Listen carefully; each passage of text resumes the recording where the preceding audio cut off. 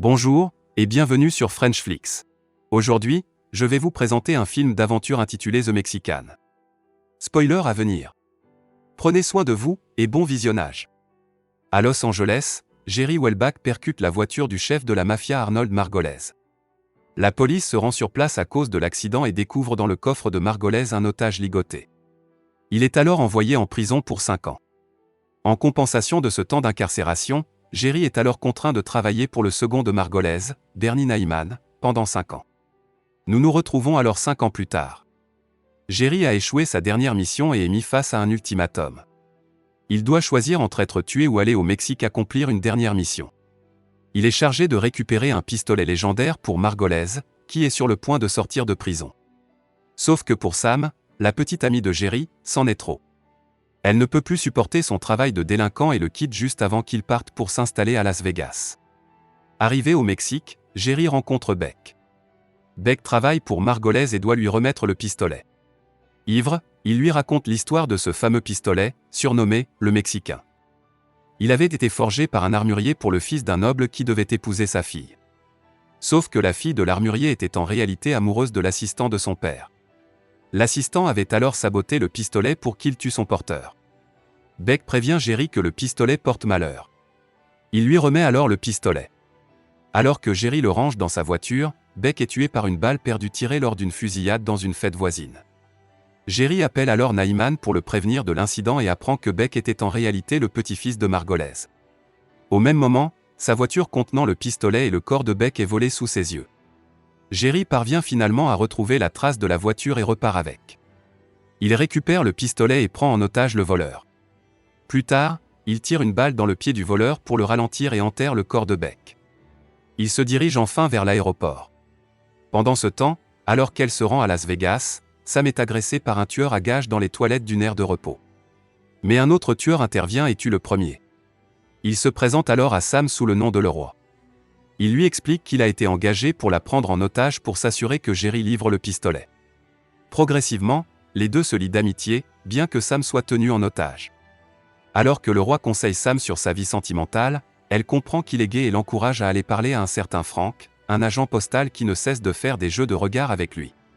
Ainsi, Frank se joint à eux dans leur périple et ils arrivent finalement tous les trois à Las Vegas. Après ce voyage, Leroy et Frank passent la nuit ensemble alors que Samantha est menottée dans sa chambre. Au Mexique, un peu avant son arrivée à l'aéroport, Jerry est brièvement arrêté par un policier qui avait remarqué le sang de Beck dans sa voiture. Il lui confisque alors le pistolet, en lui expliquant qu'il ne peut pas quitter le Mexique. Une fois relâché, Jerry suit le policier et le voit entrer chez un prêteur sur gages. À Las Vegas, au matin, alors que Sam et Leroy déjeunent en ville, le premier tueur à gages qui avait été laissé pour mort la veille pénètre dans la chambre d'hôtel de Frank et l'assassine. Leroy et Sam trouvent la police dans la chambre en rentrant à l'hôtel et on leur annonce que Frank se serait suicidé. En arrivant dans la chambre, Leroy comprend progressivement qu'il ne s'agit en fait pas d'un suicide. Dans la salle de bain, Sam est de nouveau agressé par le premier tueur et se cache. Leroy vient alors la défendre et achève le tueur, alors que Sam le supplie de l'épargner. Au Mexique, Ted Slocum est envoyé par Naiman pour rejoindre Jerry. Les deux se rendent ensemble chez le prêteur sur gages où Jerry a vu le policier aller pour récupérer le pistolet. Mais Jerry surprend un appel de Naiman ordonnant à Ted de tuer Jerry à la fin de la mission. Une fois le pistolet récupéré, Jerry confronte alors Ted et parvient à récupérer l'arme.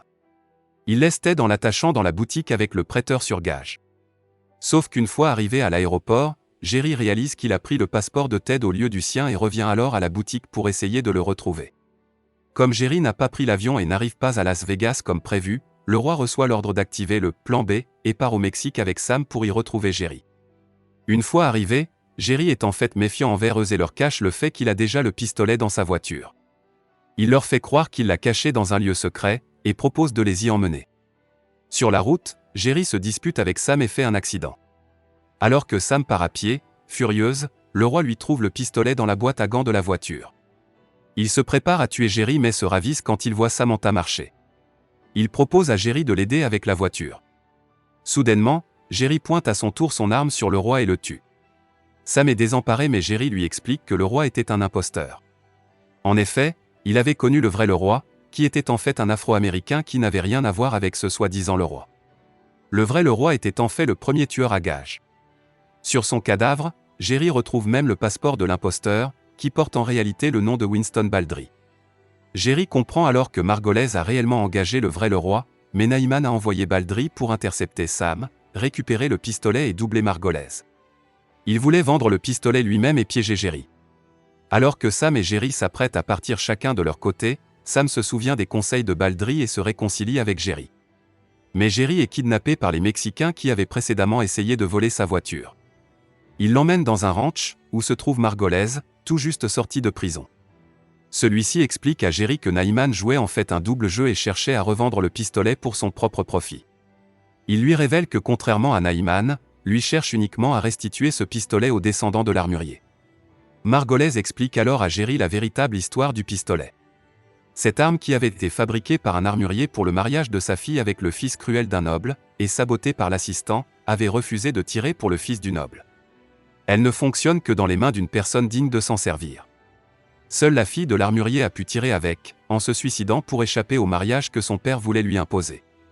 Margolese révèle que son compagnon de cellule était l'arrière-petit-fils de l'armurier et qu'il a été tué en protégeant Margolese.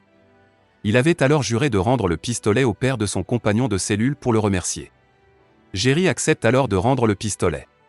C'est Samantha qui l'a, à l'hôtel, le portant de manière dissimulée.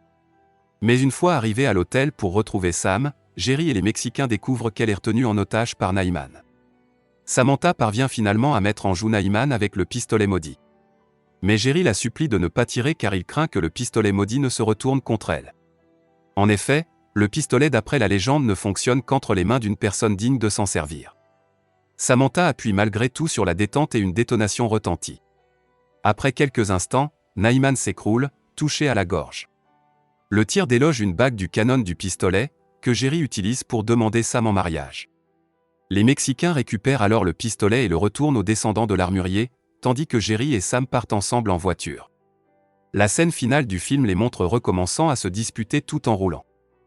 Merci d'avoir regardé, c'était Frenchflix. N'oubliez pas de liker la vidéo et de vous abonner pour que je fasse plus de résumés.